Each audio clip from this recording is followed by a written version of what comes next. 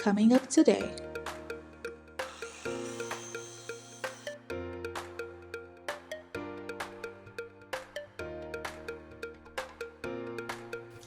Hi guys, welcome in and/or welcome back to my channel, Home of Chrissy T. I'm Chrissy T, and today I'm excited to be bringing you guys along for part 1 of my bathroom transformation. And to get started, we'll be taking you back to the first week when I got started. So let's just get into it. Welcome to the bathroom. So as you can see, I already took the time to go ahead and remove the hardware that was up here, which is where our original towel rod was. It was nice, it was simple, it was just really basic, and that's honestly how I feel about a lot of things in this bathroom. Honestly, it could be left alone as is, but you know me, I cannot help myself, and we've got to add that special Christy touch to this space as well. So with that in mind, I'm planning to do a tall board and batten on this wall. I think it's board and batten. I think it's board and batten. If I'm saying the wrong word, I'm gonna put it here. But a taller, more elevated board and batten. So I'm gonna start like here, but I was just gonna be a little bit higher and elevated. I'll insert some Pinterest inspo that I've been looking at that really had me like, yes, this is what I wanna do. Now that our prep work was done, it was time for a quick trip pillows, and I have to say that the Lowe's selection of vanity lighting has really been updated because so many pieces I was absolutely in love, and I feel like I'm definitely going to be picking our vanity lights from there. But as you can see, I was struggling to decide on paint colors, so I decided I would come back another day to actually purchase the paint that I would be using for this project. But until then, I picked up lots and lots of swatches to help me make a better decision. But I left with only the things I needed, plus 2 lights that weren't for the bathroom, but you know how that goes. Back at home, and it was now time to start installing our very first 1x4 as our actual board. Now I got lucky because the length of my wall actually only took up one of these and a little sliver of another one, so that really worked out in my favor. But if you have 2 people, I would suggest having 2 people to do this portion because it makes it a lot easier. But before I got started installing my 1x4, I went ahead and sanded down the prep work that I had done prior to going to Lowe's because it was now dry.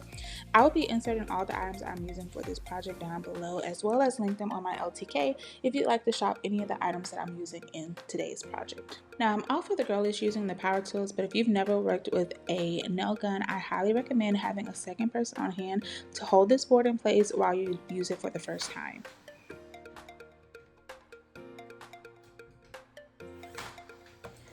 Okay, so I've been using my brad nailer to get this up here.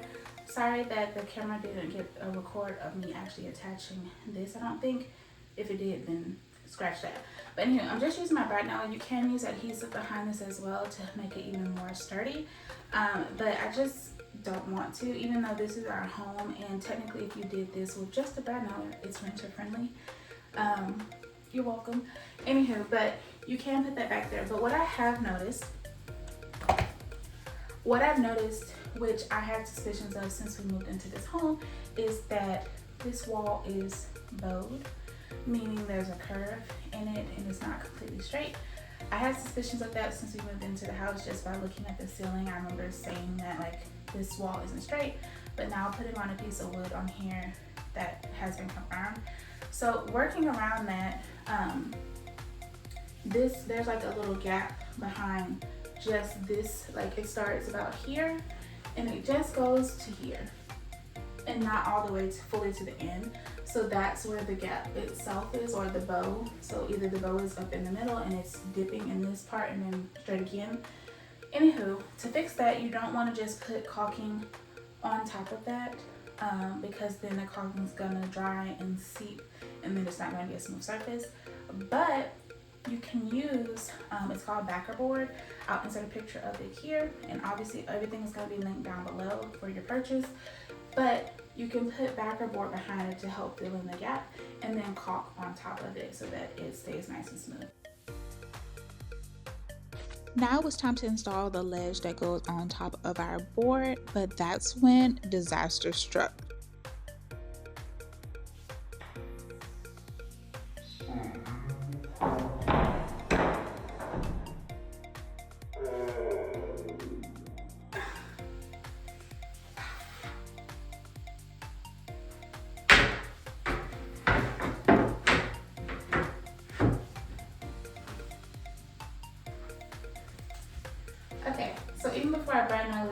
guys can see a little bit better what it looks like now. It kind of creates a little ledge. So if you wanted to prop like a picture up there, you could. I probably won't be doing that, just really like the look of it. But even this board, because at first I questioned whether or not it was just the board that was bowed. As I was talking about the wall being bowed, it's bowed. The wall is bowed. Because even as I put this one up here, the gap is just to here, and the rest of it's straight on that side. So especially there, but I'm just gonna take my bat nailer in and nail this one in through the top into this board that's already here. Now, whether or not you use adhesive or brad nails, you really want to make sure that you are leveling throughout this entire project, whether it's the top board or the bottom battens, whatever it may be. You really want to make sure that you have a nice 90-degree angle so that nothing appears crooked once it is fully assembled. Now, if you aren't using adhesive, it would be best to try to make sure that you are hitting studs with your nail gun, but honestly, I can't say that it made a difference because I know that for sure some of my battens did not land on studs, and I only used the brad nailer, like I said, to attach this to the wall. So it's really preference, but if you just feel like it's not going to be sturdy enough, make sure you are hitting studs. Okay, so now we know that the distance between A and B are 28 inches. So I've already marked that here. So the next one I'm going to go ahead and mark. So in total, I'm going to end up with 4, I guess, battens, board batten. So you may be wondering why I didn't get these pre-cut at Lowe's. Well, for one, you can get them pre-cut at Lowe's if you can take the measurements for each batten as individuals. Don't take one measurement as for all four battens.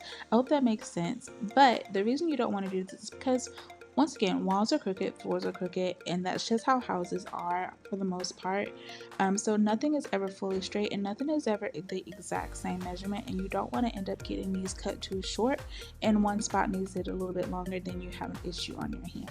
So I took these all out to my miter saw and I cut them down each individual based on the measurements that I took for each spot that these will be going into.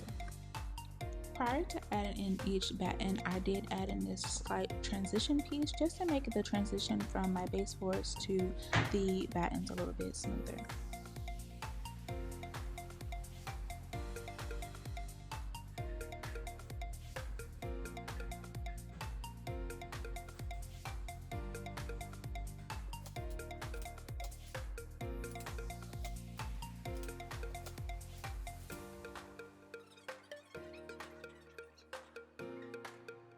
And this is what it was looking like after I had all of the boards and battens installed, and now we were ready for some prep work before we could paint.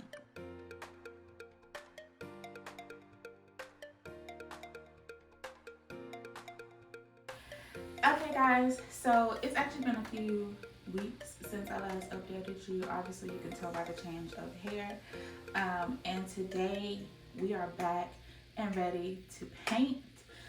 Because I'm ready to get this portion of the project done so I can get started on the next portion. So a few updates that I've done since last check-in with you guys. Everything got caulked. I think it's called, I can't think of the name right now. It's some type of batting. I'll insert the name below. I've worked with it for a couple of days and now I can't remember it. Anywho, that got inserted under the portions of my wall that had like bowing, so I needed to fill the gaps a little bit better with them more than just caulk. So that got inserted and then it got caulked over underneath. Everything is caulked, like I said, and everything got sanded down from me filling all of the nail holes, and we were ready to paint. So I went and picked up my paint from Lowe's.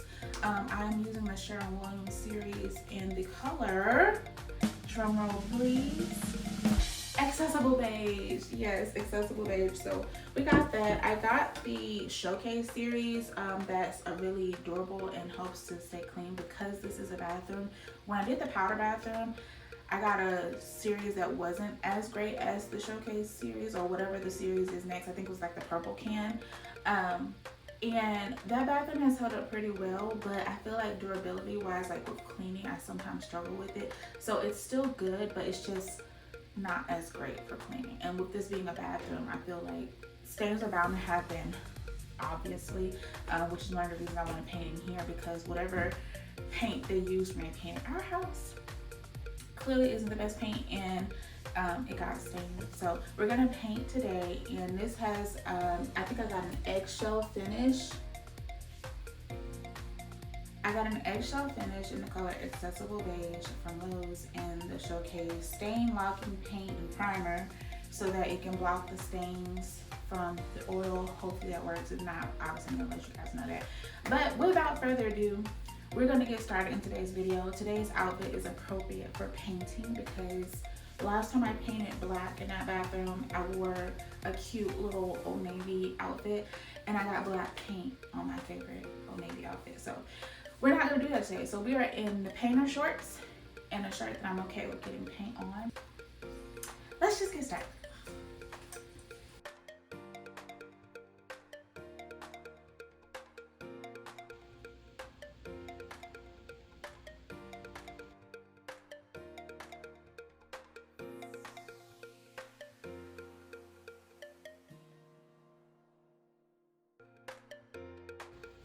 Okay, so I got my paint pour ready, and we are officially ready to paint, and we're gonna start by going over the trim with the small brushes, and then we're gonna paint the wall.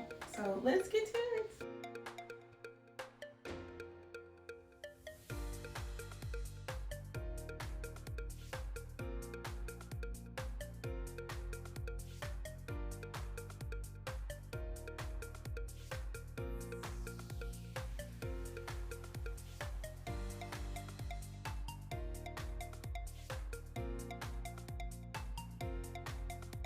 Alright, so the first coat is on, and it's absolutely everything I imagined. I went back and forth with so many shades of this color and colors similar to it, and I finally settled on Accessible Beige.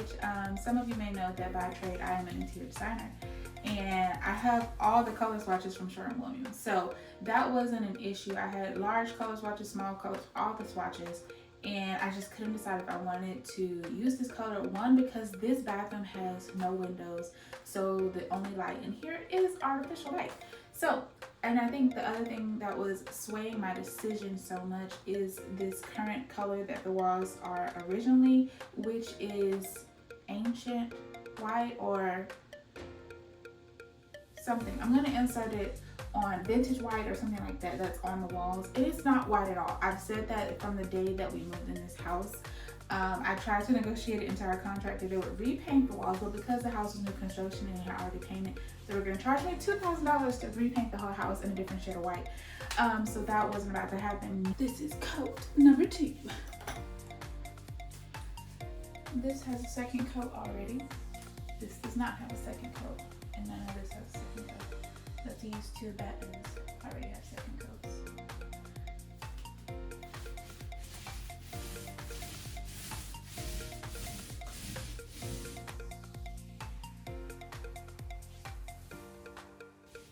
This is why I really like working with a smaller roller, especially in a smaller space like a bathroom.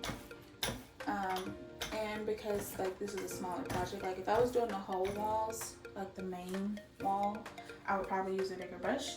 But for something like this, it works really well for control. Only splatters have really been on my hand.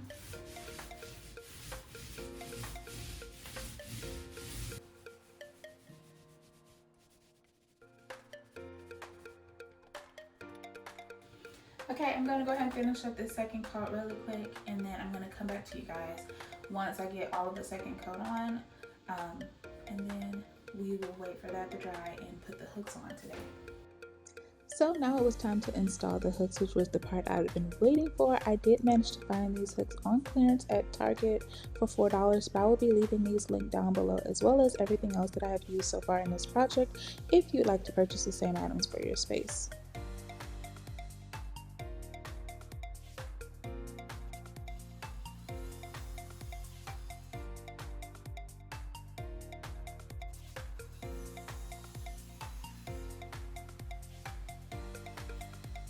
Now with my hook, I am going to pre-seat these with a hand drill first. Well, a hand screwdriver first.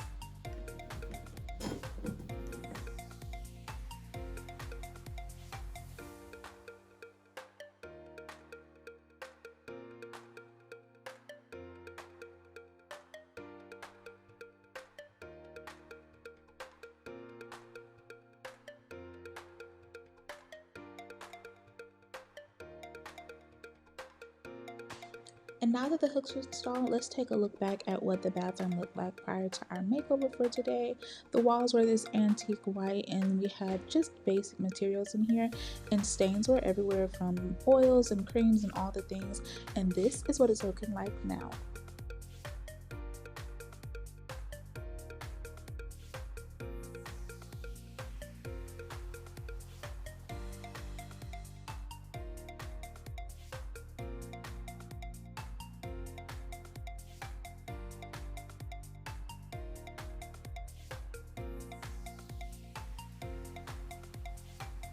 I hope you guys enjoyed coming along for part 1 of this bathroom makeover. I hope you will stay tuned for part 2 as we have lots more to do in this space, including changing out the mirror, light fixtures, and possibly painting the cabinet. I can't wait to bring you guys along for this journey, and I thank you again for watching today. See you next time. Bye.